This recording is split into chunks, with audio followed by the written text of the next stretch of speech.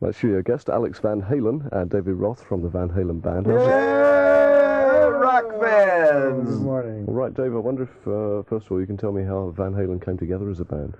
We were local rivals. None of us are from Los Angeles, but we did get together there, you know. I'm from the Midwest, a steel town in Indiana, and the bass player is from Chicago, and these guys are from Amsterdam, Holland.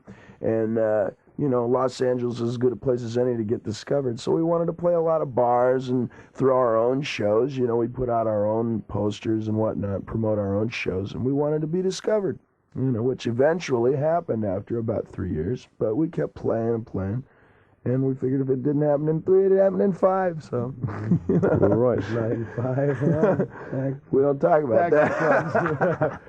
No, we played all around, and we started throwing our own shows. That was the big thing. Yeah. Eventually, we could draw 2,800, 3,000 people on our own, you know. With no radio play, no record out. Yeah. Just flyers. And we felt that if we were truly cool enough to do some traveling and make records and have people buy the records, then somebody would come to us, which eventually, the president of Warner Brothers came in one night with our producer, Ted Templeman, and found us. And here we are, England. Hey. All right. Were you always playing heavy metal music? Were you always playing your own material, or did you have to do, as so many other bands have done, vary it a bit? We played everything, but with the Van Halen touch. No matter how hard we tried to make it sound like the record, it always came out sounding like us. Really? We played a variety of soul, disco, hard rock, you name it. You can hear on the record, like You Really Got Me, which is our single, is... It's the Kinks song, but I don't really think it sounds quite like Ray Davies and the Kinks, you know. It sounds like Van Halen, and if you listen real close, you notice that I got the lyrics wrong and that the solo is different, you know. So, you know, that's how we do. We just, whenever we used to play anything you can think of, you should hear us play Isley Brothers or something, you know. Do you think that's good for a band, ultimately? Oh, yeah. It comes out in the music. You know, it's not like we sound like the Isley Brothers, but something always sticks in your head. You know, the way a song is written or the way, you know, the lyrics are written or something. It gets into your unconsciousness, and it comes out when you compose for yourself, you know, for the band. My studio guests, David Roth and Alex Van Halen from the band Van Halen. The first thing we're going to listen to is something which couldn't be further from the Isley Brothers. It's called Eruption.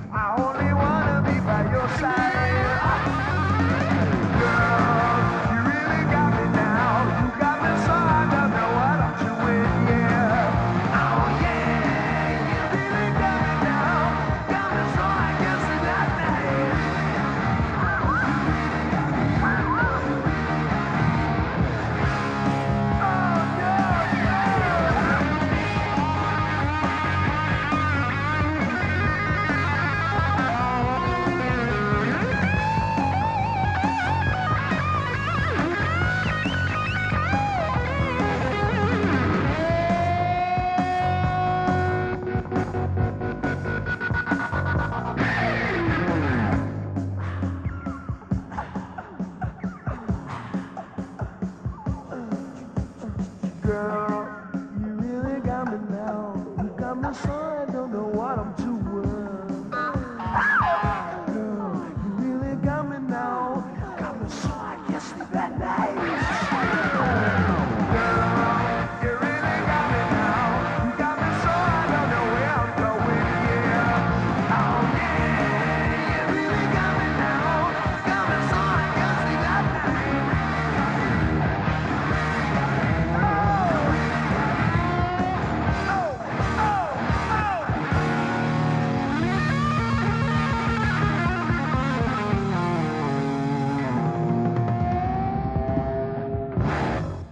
Our studio guest, Van Halen, from the album Van Halen. If you're quiet, I'll turn your microphones on. That was Eruption into the Kinks, You've Really Got Me. That was the first American single, You've Really Got Me. How did it do in the Yes, States sir. for That you? got us into the top 40 there in America, which we were just talking is the land of the BG now. You know, it's pretty dominated by top 40 charts are pretty much, you know, middle of the road and disco and what have you. But there's not much rock going out now, and that's what Van Halen's playing. We play big rock. And so, you know, we're trying to, you know, just make our way. We're glad that somebody's listening to it on the radio, though. I was always under the impression that in American discos, in this country, discos are always soul, soul, soul, and have been that way for some time. And they're either soul discos or rock discos. Mm-hmm. I was always under the impression in America that they may well sort of go from Stevie Wonder or the Isley Brothers into a Led Zeppelin track. Does that not happen now? At the bars, it does with the live bands. You know, there's a lot. Every city has at least 4 or 5 bars that play top 40 or whatever, you know, mainstream music, and they'll go from something, you know, a disco tune, a soul disco, into a Zeppelin tune, you know, but it's all dance music. But at the regular discos, it's soul, it's black music, you know. Alex, you and your brother are in the band. Were you working together before Van Halen? Or? Yeah, we were all, like Dave said, we were in rival bands. Ed and I had a band. Dave was fronting his own band, and Mike was in a different one. And after a while, that all the people who weren't serious, after they dropped off, we got together, 4 of us started working together, and it takes a lot. It takes a lot of effort. You know, you got to starve for a while if you're trying to make your original music happen. You know, if you're not playing just stock top 40, then you're not going to work as much, you know, until you start making records. So we all lived together. We had a house with 9 bedrooms and 1 billion people and 6 dogs and a basement where we would rehearse, you know, and did a thing for, 2 years we lived there. yeah. You gave up smoking quite recently. Tell me about that. Well, we got a clockwork oranged out of it, man. They put a strap around you and they tell you, take a puff. And they shocked that out of you. Really? Well, we were passing out on stage, man, when it came around summertime, so we had to kick the habit. I drink twice as much now, though. I can. So you actually had electric shock therapy. Yeah, and Al lost his sex drive. I think it was something she said while we were talking. Yeah, it kind of seeped in my brain. Tell me about the production of the album. It's very much a live feel. Is there much overdub work, or was it done live in the studio in one take? Very little. As our concept, it was done. You know, a lot of bands these days take the approach of, you know, whatever studio wizardry, or they want to make, you know, very technical statement with their music. And Van Halen wanted to do something very human, very personal and spontaneous, you know. And so, like, out of maybe 10, 11 songs on the record, there's 2 or 3 that have one guitar overdub. And, you know, maybe where 1 or 2 of the songs where we sing the chorus, we sang it twice instead of once, you know.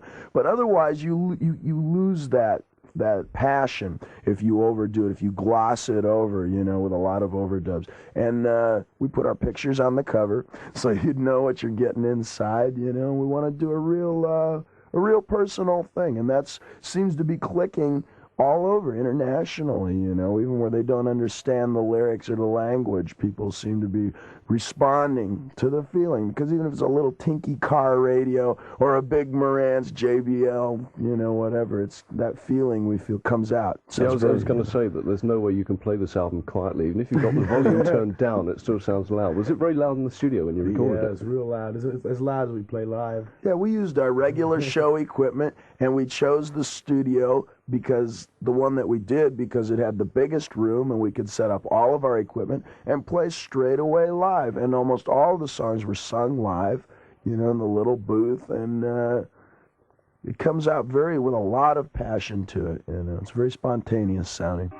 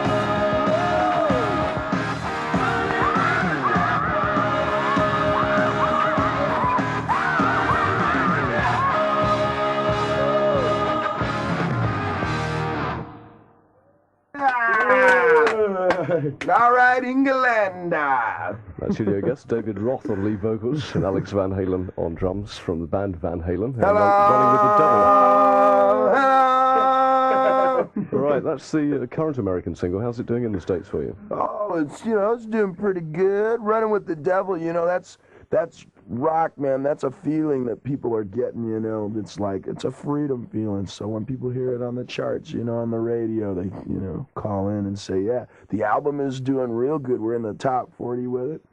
Jamie's Crying will be coming out the very beginning of this summer. That's our summertime tune. So... All right. In America, the radio situation over there is slightly different to what it is in this country. It's very important from an album standpoint with a rock band to get a lot of FM airplay. Oh, yeah. How's the album doing in the States? Oh, we got heavy album airplay on all of the FM stations. It's like... Is that coast to coast? It's a little more liberal, yeah. From coast to coast, top to bottom, and even the middle. It's, everybody's, yeah. And on AM radio, they're a little more fast-paced. They're talking to hopping and bopping and popping with the best bet for the boss beat. And it's got to be, they're really a lot more disco-type feeling and stuff. That's why I think Jamie's Crying's going to really click up there. And that'll, that should take us to a platinum record. We'll see what happens. All right, you're going out to Japan very shortly, and you're telling me... Okay.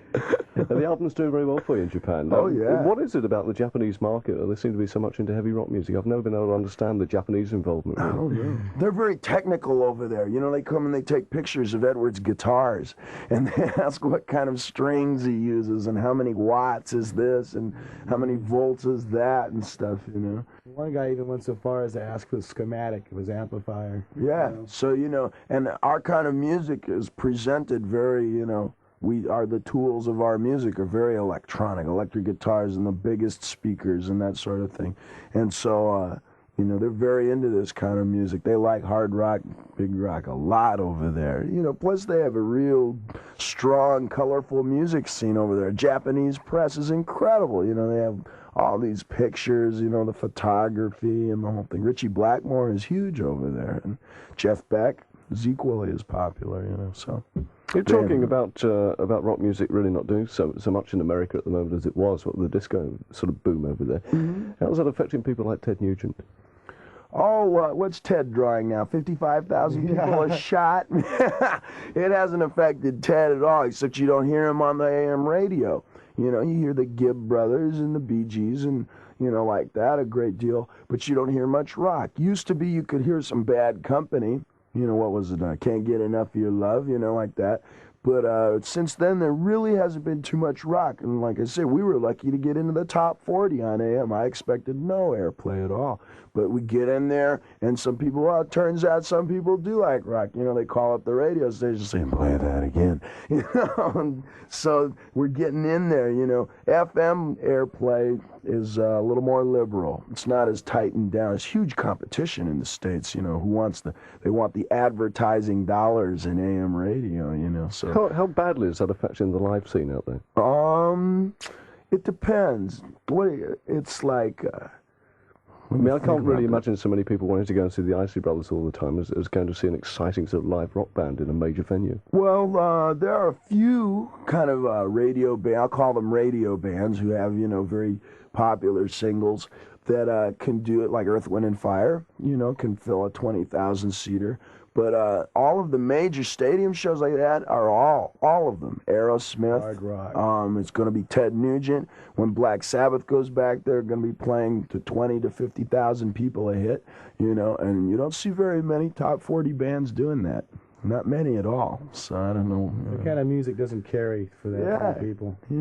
Can't get into it. But if the disco thing becomes even bigger than it is at the moment, do you see that really affecting the live scene adversely? Oh man, it's I can dance. I know nothing will ever affect the live scene adversely. There will always be live music of some powerful nature. There will be, because young people and people who like to think and feel young, it's always been the most extreme thing available that's going to hit them up live. Even Glenn Miller in the old days was the most extreme kind of music to go see live, and he became a superstar. Just worries me with the disco thing that people are being attracted presumably to smaller venues, the disco venues, that they may get into the habit of doing that, maybe not going to the big I stadium hope so not. much, you know? Well, it's two different kinds of things. You know, when we work, we work a lot of, smaller places. You're talking about places that hold 500 to 1,000 people, say. And that's a different kind of show than playing to 20 or 50,000 people, And you have to adapt, and you have to have different kinds of a sound for each venue. And, like, some people just really don't translate well. They go from a small place to a large place, and they're just terrible. That's not because they're terrible, it's because that music is not designed for a large place. Van Halen music is designed for large places so that it can reach all the way into the back row where I usually sit, and touch everybody in the place. You have to have a special sound for that. On top of the music, how much importance do you attach to stage presentation, creating excitement on stage? I think the ultimate in rock and roll, in any kind of entertainment, is to look like you sound.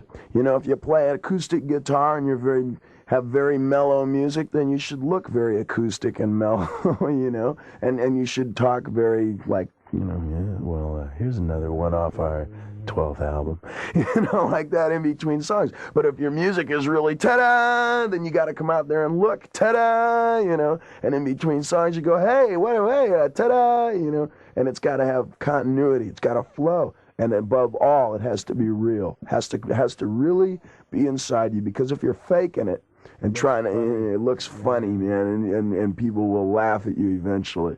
If it's not really inside of you, really don't feel ta-da, then you shouldn't get out there and do that.